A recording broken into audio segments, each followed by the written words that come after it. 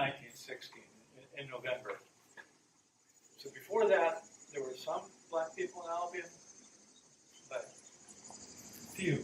And from 1916 on, when the families followed the workers, Albion began to take on the configuration of diversity with African Americans that you know today was about 1/3 African American. So that has a beginning point. And the Malibu factory is the key catalyst for that.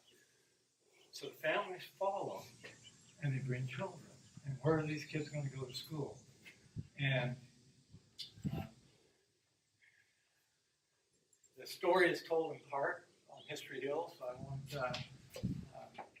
overdo it, but just mention two things. One, maybe white people weren't entirely comfortable with having all these black people here and these kids going to school, but African Americans from the South their kids have never gone to school with white kids. They always had black teachers. How would they have a black teacher in Albion and something like they had in the South? And it so happened, initially the kids were in a church school that was kind of improvised by the Malibu and City Fathers. But Dalrymple was opening, you all remember Dalrymple School, in January of 1918. So the white kids that were here at Westward were moved over to the new school, and the black kids who now needed a school came here now to Westward, all black school with black teachers. And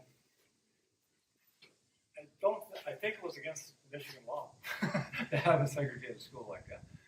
But as you know, sometimes if people look the other way and laws aren't enforced, things happen. So that's how Westward became an all-black school, segregated school, so to speak, in January of 1918. But there were black teachers, and a lot of good things happened here. So I don't want to. A lot of education went on. This was the neighborhood where the black families could live, working in these factories, particularly Malibu. But times changed, as you know. Our ideas about segregation and equal opportunity progressed. So in the post-World War II period, black parents increasingly were skeptical of the services they were getting here at the Westward, all-black Westward School. And some kids actually were given permission to go to school in Dalrymple. But it was like parents that were willing to fight with the school board got that, and we still had the Westward School.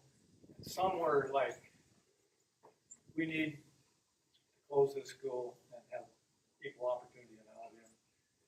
And Robert Holland and others, but Charles Snyder, who's active in the NAACP and in Albion in this period. So it came to a head in 1953, and parents held the kids out of school. They boycotted the school. So it becomes what begins as a segregation story, an accommodation story, eventually becomes a civil rights story. And Albion was, say, on the frontier of civil rights the year before Brown versus the Board of Education decisions that said segregated public schools were against the law. And the school board closed the school in the fall of 1953, and most of the kids went to Dalrymple. Austin School was still open. Some kids went to Austin. So it's an education story, but it wouldn't have had that configuration if not for the labor story, the immigration story, the migration story. The blacks coming from the South is called the Great Migration, and Albion is right in the forefront of it. So at some point in my crusade about Albion's history, the Albion story is America's story. And you just see a lot of that in the factory story, the industrialization, the educational issues, the racial issues, civil rights story, and add that